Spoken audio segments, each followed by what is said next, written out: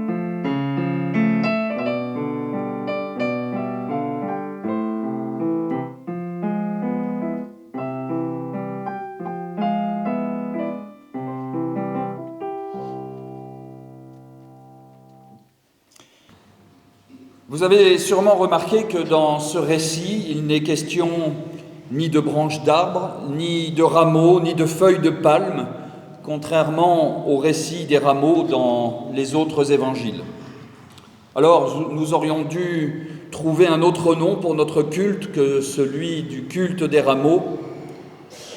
Et je voulais vous proposer un autre titre ou un autre nom, et si nous l'appelions le culte de l'entre-deux.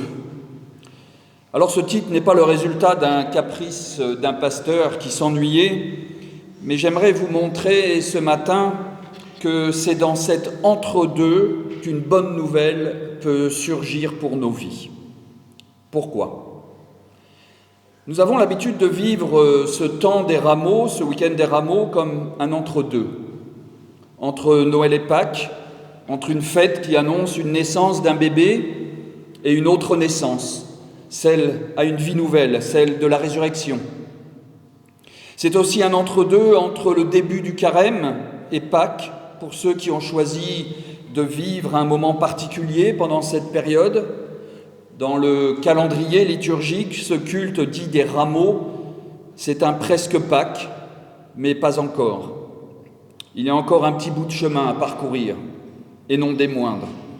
Certains d'entre nous ont choisi de marquer ce temps particulier qu'est le carême pour aller vers Pâques, en cheminant, les uns peut-être par le jeûne, d'autres par la prière, d'autres encore par la musique ou la méditation des textes bibliques, ou peut-être rien du tout.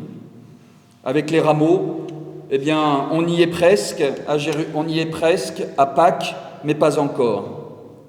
Et c'est ce que symbolise ce récit. Jésus y est presque aussi, lui, à Jérusalem, mais pas encore. Il est presque à Jérusalem, mais il lui reste encore un petit bout de chemin à parcourir.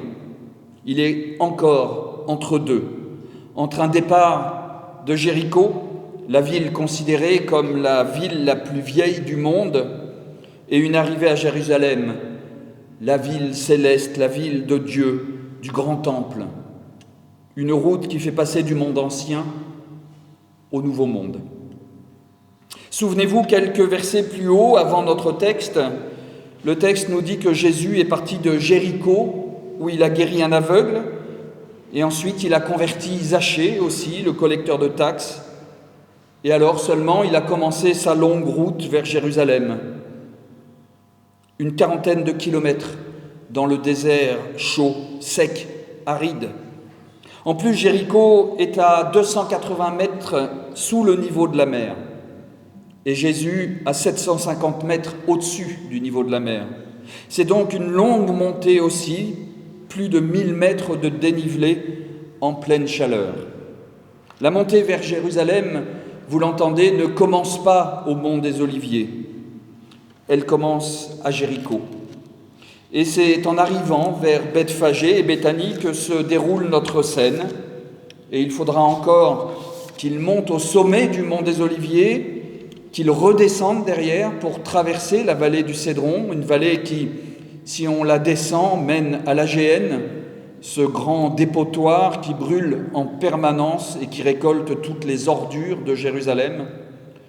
Jésus doit traverser ce vallon du Cédron avant de remonter à Jérusalem pour arriver au temple. Voilà le décor. Le décor de notre scène est planté. Et cette topologie du parcours de Jésus, ces dures montées, ces vallons qu'il faut passer, toutes ces collines qu'il faut monter et descendre entre Jéricho et Jérusalem, la chaleur torride, ne sont-ils pas à l'image de nos vies spirituelles pour passer d'une ancienne vie à une vie nouvelle ? Nos vies spirituelles aussi sont de longs chemins et de longues montées. Il y a des chemins difficiles avec des montées raides, il y a des descentes parfois plus faciles avec peut-être des sources d'eau paisible pour nous rafraîchir et de verts pâturages pour nous nourrir. La rencontre avec Dieu n'a jamais été un long fleuve tranquille. Il faut parfois traverser de longs déserts où nous n'arrivons pas à rencontrer Dieu, où on se demande même où est Dieu. Et puis un jour, on croit être arrivé au sommet de notre mont des Oliviers, c'est-à-dire à la rencontre, à la compréhension de Dieu. Et puis non, derrière, ça redescend. On doit encore traverser des vallées avec le risque de prendre le mauvais chemin et de se diriger vers la Géhenne. On crie souvent notre découragement face à ces obstacles dans notre vie spirituelle. Comme ce cri que l'on entend dans le livre d'Ésaïe au chapitre 40. « Dans le désert, frayez le chemin du Seigneur, aplanissez une route pour notre Dieu dans la plaine aride. que toute vallée soit élevée, que toute montagne et toute colline soient abaissées, que les reliefs se changent en terrain plat et les escarpements en vallons. Alors la gloire du Seigneur se dévoilera et tous la verront ensemble. Un cri qui est repris par Jean-Baptiste, notamment au début de l'évangile de Luc, quand il annonce un baptême de changement radical pour le pardon des péchés. Jésus est sur cette route chaotique. Mais qu'est-ce que ce récit nous apprend de plus finalement ? D'abord, ce long chemin pour Jésus révèle, je crois, la pleine humanité de Jésus, avec ses forces, mais aussi avec ses faiblesses. La force de ne pas se détourner de l'horizon qui lui est tendu, de cette Jérusalem qui l'attend, avec la suite que nous connaissons, mais aussi la faiblesse de ne plus pouvoir marcher, au point d'avoir besoin d'un ânon pour le porter et finir sa route. Il y a aussi cette joie qui s'exprime dans cette scène, une scène presque comique si on ne connaissait pas la suite. Jésus est sur un ânon, c'est-à-dire un tout petit âne. Ses pieds devaient sûrement traîner par terre alors qu'il était assis dessus, et l'ânon devait bien avoir du mal à le porter. Et puis autour, une multitude de disciples remplis de joie qui jettent leurs vêtements par terre. On dirait finalement une parodie d'un roi tout-puissant qui arrive dans son royaume, mais là, on est encore loin de Jérusalem. Encore 1 heure ou 2 de marche, on est à proximité d'un village tout petit, et contrairement à tous les tableaux qui représentent cette scène, Jésus n'entre pas ici dans une grosse ville fortifiée comme un roi, mais il est encore à proximité d'un village bien modeste qui ne devait compter que quelques dizaines d'habitants. Alors comment comprendre cette histoire d'ânon qui porte Jésus ? Effectivement, cette histoire d'ânon m'a intrigué. L'âne est effectivement présent dans le désert en Israël. Si vous avez eu la chance de pouvoir y aller, vous pourrez croiser très facilement des bergers avec quelques chèvres et un âne. Mais l'âne est aussi présent dans de nombreux récits et dans l'imaginaire des commentateurs. La tradition veut, vous le savez, que le souffle de l'âne et du bœuf est servi à réchauffer l'enfant Jésus dans sa mangeoire. La tradition aussi prétend qu'un âne aurait porté Marie et Jésus lors de leur fuite en Égypte. Et la présence de l'ânon dans notre récit et d'une ânesse également dans les autres évangiles a souvent été interprétée comme l'image d'un Jésus humble, docile, fragile aussi, parce que l'âne est un animal de paix. L'âne montre que Jésus ne se dirige pas vers Jérusalem avec des intentions violentes de guerrier. Il ne vient pas pour imposer quelque chose avec force et violence, mais il vient dans la douceur, dans la tendresse et dans la paix, et met en avant toute sa vulnérabilité. Alors, cette image est belle, effectivement, et elle est sûrement vraie, mais est-elle suffisante pour nourrir notre foi ce matin à quelques jours de Pâques ?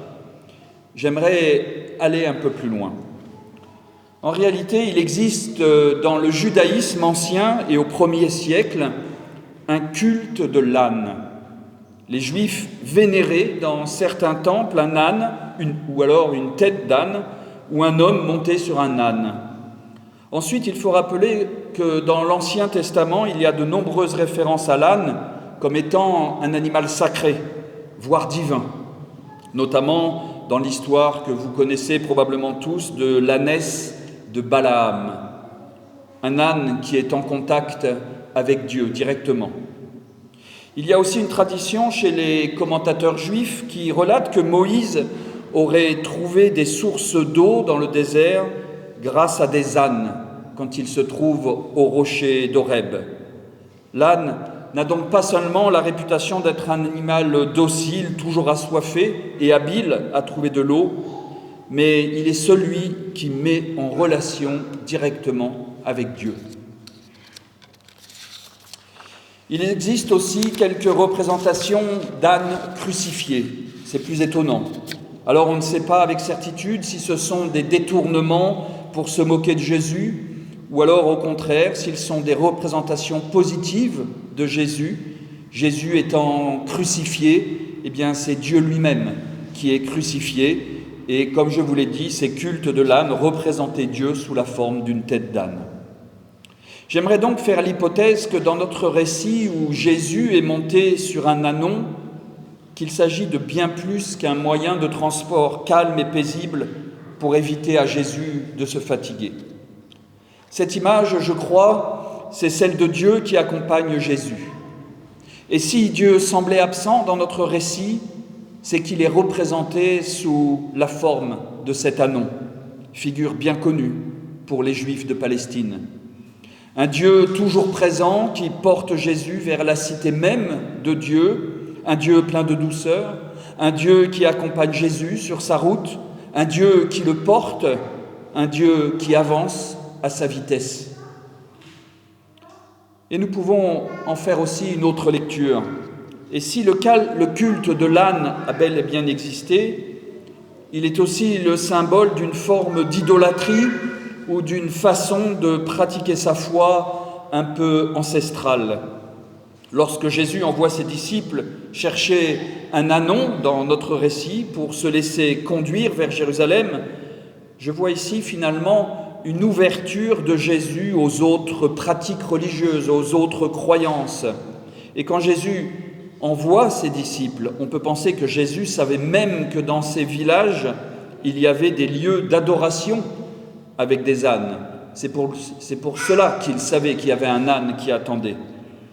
Et au lieu de rejeter ces autres formes de pratique et d'adoration, au lieu de les ignorer et de passer à côté, Jésus se laisse rencontrer par ces pratiques populaires pour aller vers cette rencontre unique de Dieu à Jérusalem. Et là aussi, il est entre deux. Il est entre deux parce qu'il y a dans ces villages des rencontres où Jésus est entre deux formes de pratiques religieuses, deux formes de foi, deux systèmes de croyances. Au risque d'être anachronique, la façon de faire de Jésus est une façon d'évangéliser les personnes qu'il rencontre en allant vers les autres groupes, en s'intéressant à leurs pratiques religieuses. Et le texte dit qu'une multitude de disciples louent Dieu à pleine voix à ce moment-là. Jésus, en amenant avec lui cet ânon, il amène aussi vers sa mort toute forme de représentation que l'on peut se faire de Dieu. La mort de Jésus, c'est aussi la mort de toutes les images que nous nous faisons, que nous nous représentons d'un roi tant attendu et d'un Dieu tout-puissant. Cette façon de lire ce texte m'interpelle et m'appelle à l'humilité. Dans notre région Cévenol, où il existe une diversité d'églises et de courants religieux, nous sommes aussi entre deux. Dans notre vie de chrétiens, nous rencontrons sur nos routes de nombreuses personnes qui pensent la foi différemment et qui la vivent différemment, pas nécessairement dans d'autres églises, mais aussi dans notre propre église. Alors l'enseignement que je tire de cette histoire d'Anon, c'est que le Christ ressuscité m'appelle aussi à porter un regard d'amour, de respect sur les autres églises et leur façon de croire ou de vivre leur foi. Il n'est pas toujours facile de se retrouver dans un groupe d'églises qui pratiquent des rites que l'on ne comprend même pas et qui nous paraissent à mille lieues des nôtres. Accepter d'être entre deux, c'est aussi regarder les autres comme des frères. Et quand Jésus entre dans ma vie, ou plutôt, je devrais dire, quand l'Évangile me rencontre et me saisit, eh bien c'est dans la simplicité, c'est dans la modestie, c'est dans l'humilité qu'il vient à ma rencontre. Je peux lui ouvrir grand mon cœur et mon corps et faire la fête, je peux me réjouir, mais Dieu se rencontre, je crois d'abord et surtout, dans la simplicité et dans la joie de l'écoute de sa parole. C'est reconnaître que toute ma vie, finalement, est un entre-deux, entre le silence et l'écoute, entre la parole et le silence. Le temps de ma vie est un temps entre deux, qui se déroule avec ces moments de recherche, ceux de découverte. Je suis toujours entre deux. Un jour, l'emballement pour mon Église, et un autre jour, la déception, l'incompréhension.